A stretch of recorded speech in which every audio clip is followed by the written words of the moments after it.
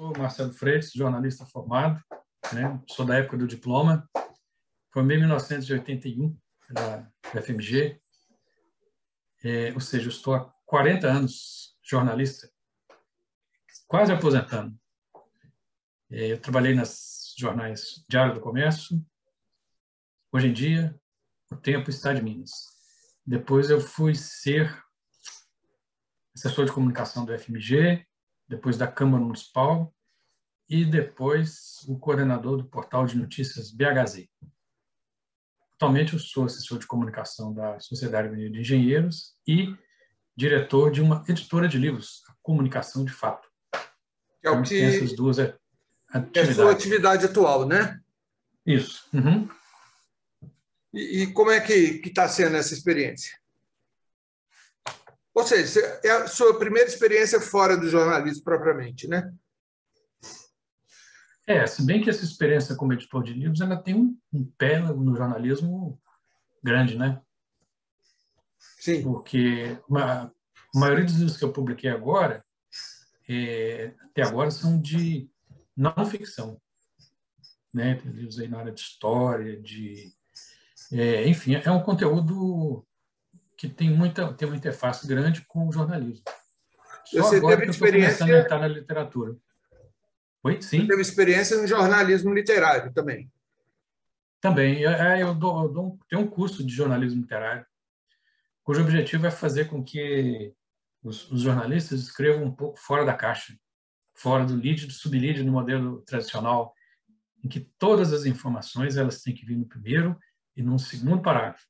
Eu brinco com eles, né, que uma notícia bem escrita nesse modelo do lead tradicional, da pirâmide invertida, tragicamente, é uma notícia que não precisa ser lida. É uma notícia para não ser lida. Porque se o leitor leu até o segundo parágrafo, tem o serviço completo ali. O resto são detalhes, complementações, né? Então, essa é uma coisa muito, muito irônica, né? A boa notícia, bem escrita, é aquela que não é para ser lida. Você outro dia escreveu uma nota no Facebook em que você comentava Sim. sobre a perspectiva da inteligência artificial gerar mudanças significativas, inclusive com a possibilidade do jornalista ser substituído pela máquina, né? Como é que foi essa sua inquietação? O que aconteceu? Eu comecei, a primeira vez que eu pensei assim, de uma forma mais séria nesse assunto, eu trabalhava no portal de notícias BHZ. Eu era o coordenador do portal. Aí um dia o Pedro Guadalupe, que era o diretor do portal, me chamou na sala dele e me contou o que ele estava pensando em fazer, e qual era a ideia dele. Contratar um programador que iria desenvolver um programa para redigir notícias, né? Aí eu virei para ele e perguntei, mas aí você vai demitir a redação? Ele me deu uma resposta, achei assim, eu fiquei até pensando muito tempo, me gerou uma boa reflexão, que era o seguinte, ele disse que, não, eu não vou demitir a redação, né? Eu vou colocar os repórteres da redação para escrever aquilo que a máquina não consegue fazer, né? Ou seja, o robô do BHZ, né, é um processo que a gente nunca sabe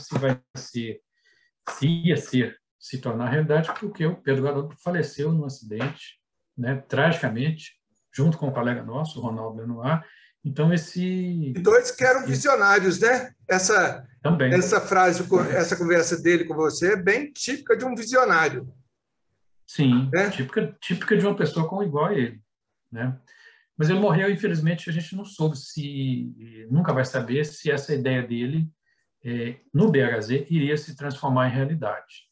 Mas, assim, fora do BHZ, eu não tenho dúvidas de que a inteligência artificial ela também terá lugar nas redações. Acho que é muita ingenuidade a gente crer que o jornalismo ele está imune às tecnologias. Muita ingenuidade. Claro que ele vai entrar, né? Recentemente, por exemplo, só para citar um exemplo muito perto da gente aqui, eu trabalhava lá no TJ nessa época, né? O TJ fez um julgamento de 26 mil processos com o auxílio de uma máquina. né? A máquina jogou os 26 mil processos, que eram todos processos muito semelhantes um ao outro. Então, como eram questões muito afins, a máquina emitiu um juízo que cabia para todos. E não me consta que os advogados dos, dos, dos reclamantes tenham entrado com recurso em massa pelo fato do processo ter sido julgado por uma máquina. Não me consta isso. Então, assim, acho que é bom o jornalista se preparar para essa nova realidade que está vindo aí e vai sofrer uma aceleração assim, muito grande quando o 5G se disseminar aqui no país, né? Eu acho que eu não completei o raciocínio do Pedro lá, da conversa com ele. Acho que eu não completei, não. Então, o final da conversa foi o seguinte. Ele disse que o robô que ele iria desenvolver, ele iria ser utilizado para escrever notícias muito simples, como, por exemplo, um resultado de uma partida de futebol, previsão de tempo, né? Transformar um BO, um boletim de ocorrência da polícia, numa notícia aí curta, né? São coisas que hoje um robô minimamente programado, inclusive com os mecanismos de aprendizado de máquina, né? Em que ele vai sendo alimentado por uma série de situações semelhantes, eu não tenho dúvida de que ele vai conseguir escrever um texto correto de uma notícia de jornal, de algo corriqueiro, né? Mas aí você deve estar querendo saber, então, o que vai ser reservado para o jornalista? Qual vai ser o papel que vai ser reservado para Qual o é a sua jornalista, visão? já que o robô vai entrar? Eu acho que o jornalista ele vai ficar com o papel de escrever aquilo que o robô não vai conseguir escrever, né? Mas você vai me perguntar, mas tem coisa que o robô não vai conseguir fazer? Eu falo, tem coisa que ele não vai conseguir fazer. Pelo menos assim, segundo o que a gente tem de informação hoje, né? Ele não vai conseguir fazer, por exemplo, uma matéria descritiva de cenário. Muito difícil, né? Porque é uma matéria que envolve a descrição de um cenário. O repórter tem que ir no local, o repórter tem que ver os detalhes, ver os acontecimentos. Por exemplo, uma entrevista com uma pessoa, tem coisas que o repórter, né, claro, com sensibilidade, treinado para isso, ele pode perceber, por exemplo, a hora em que o entrevistado ficou nervoso, o que ele ficou fazendo, de repente ele ficou lá com um gesto repetitivo, né? Os silêncios, né? O entrevistado ficou em silêncio lá durante, sei lá, 10 segundos, 15 segundos, o repórter ele vai conseguir interpretar isso aí de uma forma que talvez o robô não consiga interpretar. O silêncio, talvez para o robô seja apenas ausência de manifestação, mas para o repórter pode ter um sentido. Você acha que resenhas, vai ter sentido fazer uma resenha que ela poderia ser feita pela inteligência artificial? Depende, né? Isso vai depender do nível de profundidade que você quer ter na resenha, né? Uhum. Sim. Vai depender da profundidade das conexões que você quer fazer ali. Conexões de tempo e de espaço, que o robô talvez não consiga fazer assim, pelo menos os primeiros robôs não consigam fazer com tanta rapidez, tanto dinamismo, né? Mas eu acho que o repórter que vai se destacar nesse cenário de competição com a inteligência artificial vai ser aquele repórter que sabe fazer essas conexões, né, de pegar um determinado fato e conectá-lo com outro fato. Oh, isso aconteceu por causa disso, disso, daquilo. Isso tem relação com aquele determinado outro fato, né? Essas conexões elas vão continuar sendo feitas por humanos. Eu acho que no primeiro momento isso é uma função não vai ser perdida para a máquina. Eu acho que não vai ser perdido também as reportagens em que a ida ao local é essencial. Como é que você avalia a reação das pessoas que leram o seu texto lá no Facebook? Até que ponto que sinaliza alguma coisa em termos de posicionamento para refletir de verdade qual que vai ser esse papel da inteligência artificial no futuro? Eu espero que a dica tenha sido assimilada ali, né? Não, mas você acha que a reação é mais negacionista? A reação é de medo? A reação é de conformismo? Como é que você analisa? Não, eu não observei nenhuma reação de negação do cenário, não. Eu acho que as pessoas que comentaram, fizeram algum comentário ali, elas acreditam que isso realmente vai acontecer, né? Porque a inteligência artificial é uma coisa assim, um caminho sem volta. Gostem ou não dela. Não tem retorno. Sim. Né? Não tem retorno. Então, assim, a gente sabe que nas redações tem muito repórter que considera que a notícia é aquilo que ele consegue tirar na internet. Né? Se não está na internet, não é notícia. Se a informação não está disponível para ele na tela do computador, não é notícia. Os repórteres... Tem muito repórter, como eu disse, que quer fazer só entrevista por WhatsApp, por e-mail, dispensou a entrevista face a face, ou mesmo pelo telefone, né? Então, assim, esses aí vão ser engolidos. Não tem dúvida, esses vão ser engolidos. A máquina é muito poderosa. A máquina é muito poderosa. Eu fico imaginando se isso não pode ser visto, inclusive, de uma forma positiva, porque vamos pegar a minha experiência como eu fui repórter de finanças, trabalhava com fechamento de bolsa de valores. Eu tinha basicamente 6 fontes de informação, 6 a 10, né? Então fechava a bolsa, aí era como se fizesse um rodízio, né? Ô, Beltrano, o que você acha? Por que a bolsa fechou assim? Ou por que fechou daquele outro jeito? Né? E cada dia era um, e com respostas que, na verdade, hoje, falando assim de uma forma bem objetiva, né? Não acrescentavam nada, né? De fato, ao conteúdo, à informação. Né? E, aliás, algo que a gente ainda vê até hoje, com a repercussão do dia a dia das bolsas. Né? A bolsa caiu hoje porque o governo fez isso, ou deixou de fazer aquilo, né? Porque a Petrobras vai ser vendida, porque a Petrobras não vai ser vendida.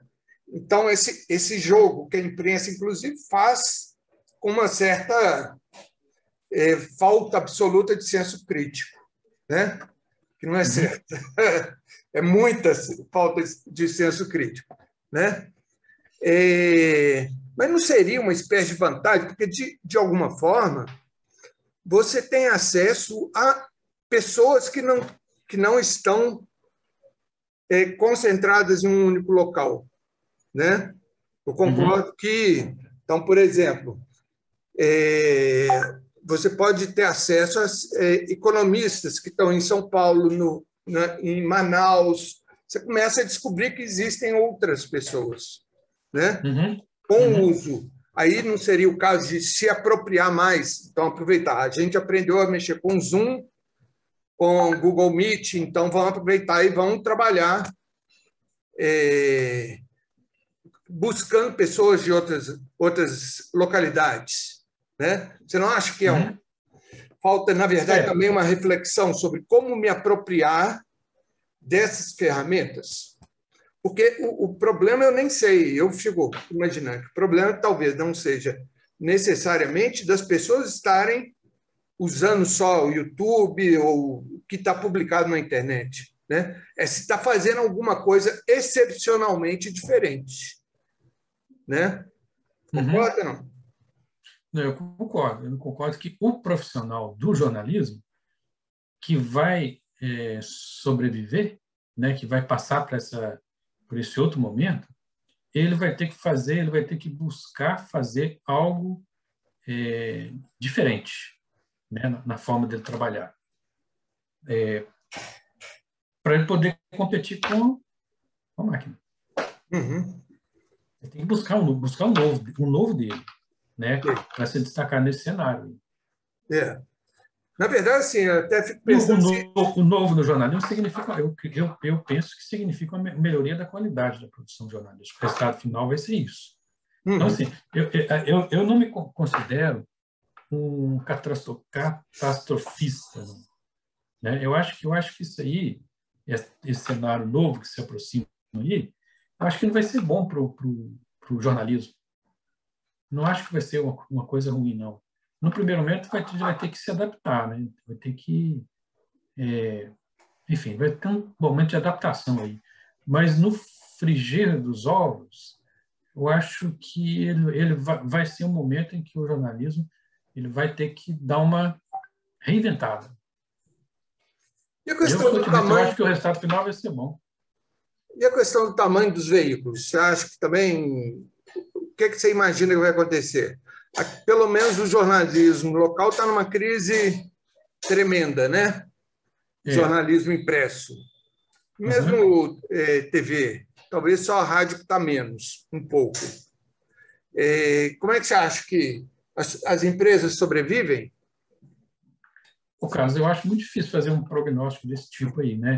Porque a gente não sabe, assim, se você me perguntar sobre o jornal impresso, né? Eu acho que a tendência do jornal impresso diário, jornal impresso diário, ele acabar dentro de mais alguns anos. As empresas estão procurando aí se dar prolongar a vida útil deles. Mas a tendência é o jornal impresso diário ele acabar, porque não tem muito sentido, né? Assim, não, abre um parênteses. O jornal impresso que dá as notícias de ontem. Esse aí, a morte dele já está decretada. Porque quando você chega no final do dia, com a internet, WhatsApp, Facebook, redes sociais, tudo, você já tem uma ideia muito clara do que aconteceu ao longo do dia. Então, você não precisa no dia seguinte comprar um jornal para saber o que aconteceu no dia anterior, né? Então, esse modelo não tem lugar para ele mais, né? Está deixando de haver lugar para ele no mundo de hoje. Eu acho que as revistas semanais também, elas não vão durar muito tempo. Acho que elas vão durar pouco tempo, né? Tanto que a época já fechou. Essa época já fechou. Agora, um jornal, por exemplo, uma revista semanal que tenha como objetivo não se ater muito ao factual, né, aos acontecimentos da semana passada, essa eu acho que pode existir mercado para ela, né? Eu acho que é uma questão assim de o veículo que quer se manter como impresso, ele se adaptar a esse mundo novo das notícias online. Isso vai exigir uma adaptação, mas Eu acho assim que não é uma coisa fácil. Você não acha que, de alguma forma, os veículos eles precisam, assim como os jornalistas precisam, entender que o negócio não pode ser só da notícia, o negócio tem que ser o da informação, ou seja, Uhum. uma requalificação? Eu, assim, eu não tenho nenhum contato com, com escolas de comunicação, né, de jornalismo, mas eu tenho muita impressão que nos últimos anos os currículos caminharam muito para um viés muito técnico. Ou seja, o jornalista é aquele cara que produz notícias, né? Uhum. Perdendo a qualificação nas áreas de sociologia, de economia, de ciência política, ou seja, os conhecimentos das áreas de ciências sociais e humanas, de uma forma geral. Eu não sei se é por aí que aconteceu de fato, né? E a minha pergunta é: não seria o caso da gente começar a ter um retorno mais forte para essas ciências, para uma formação mais de conhecimento e menos técnica? E, da mesma forma, as empresas jornalísticas se perceberem não como produtoras de notícias, mas produtoras de informação? Eu acho que sim, porque se você pensar, por exemplo, há 20 anos, né? Há 20 anos, se uma empresa queria divulgar um produto ou um evento, ela dependia da imprensa para divulgar. Ela dependia dos eventos, dos veículos tradicionais, para fazer a informação chegar ao seu público final. Ou seja, tinha um intermediário, né? Agora, hoje não. Hoje as empresas produzem o seu próprio conteúdo, põe no site, põe nas redes sociais. Então, se a pessoa quer saber sobre uma determinada empresa, ela vai no site dessa determinada empresa ou instituição e está tudo lá. O que ela faz, o que ela produz, os eventos, está tudo lá. Então, a gente vive numa sociedade em que todos produzem informação, né? Todos consomem, todos produzem. Então, nesse cenário em que todos consomem e todos produzem, eu acho que o papel do jornalista ele está em transformação. Ele está deixando de ser. Quer dizer, ele é produtor de informação também, né? Afinal de contas, tem situações em que a função do jornalista é estar lá. Por exemplo, presidente da República, né? Se um cidadão quer saber o que o presidente da República vai fazer amanhã, o que ele fez hoje, ele não vai lá no Palácio da Alvorada, vai bater lá e vai perguntar, né? Porque se todos fizessem isso, seria um caos. Então, tem determinados cenários que ainda o privilégio de buscar informação é do jornalista. Isso vai continuar sendo por muito tempo, né? Mas quando você sai desses cenários assim muito exclusivistas, né? Todos produzem informação, todos produzem, todos consomem. Então, nesse cenário multiplataforma e multiprodução e consumo de informação, eu acho que a função do jornalista vai ser cada vez mais aquela pessoa que dá uma organizada nas informações, né? Que zela pela veracidade das informações, né? E evita que o cidadão consuma, evita não, ajuda a evitar, né? Porque a gente sabe que é impossível. Ajuda a evitar que o cidadão consuma fake news. Então, ele, de certa forma, eu entendo como um balizador, como um organizador das informações, alguém que faça o cidadão entender aquilo que está acontecendo, por que está acontecendo. Ele tende a ter cada vez mais esse papel de organizador e cada vez menos o papel de produtor. O que há 20 anos atrás era basicamente produtor e muito menos organizador. Você, como que tem o alma de professor, né? Está introjetado no você. O que você diria para as pessoas que estão começando a profissão?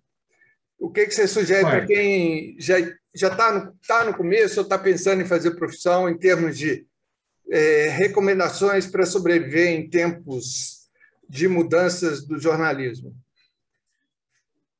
Eu continuo achando que é uma profissão muito boa, muito interessante, né? É uma profissão desafiadora, é uma profissão que nos leva a sempre aprender uma coisa nova, por dever de ofício. Nós somos obrigados a aprender todo dia coisas novas. Não tem um dia que eu não aprenda uma coisa nova, né? É da essência do jornalismo e do jornalista lidar com isso rotineiramente. Se eu fizesse uma comparação do jornalismo com a medicina, né? o jornalista, ele seria o chamado clínico geral. Né? O clínico geral entende um pouco de ortopedia, ele entende um pouco de neurologia, um pouco de gastroenterologia, mas ele não é um especialista, igual existe, por exemplo, você tem médicos especialistas, né? Mas ele não é um especialista em determinada área, a não ser os jornalistas especializados, que são cada um especializado na sua área. Mas o jornalista, de modo geral, ele equivale a um clínico geral. Ele entende um pouco de tudo, mas não entende, tudo não existe, mas não entende em profundidade uma determinada área, a não ser os jornalistas especializados, mas que também não entendem tudo. Né? Ninguém sabe tudo. Ninguém sabe.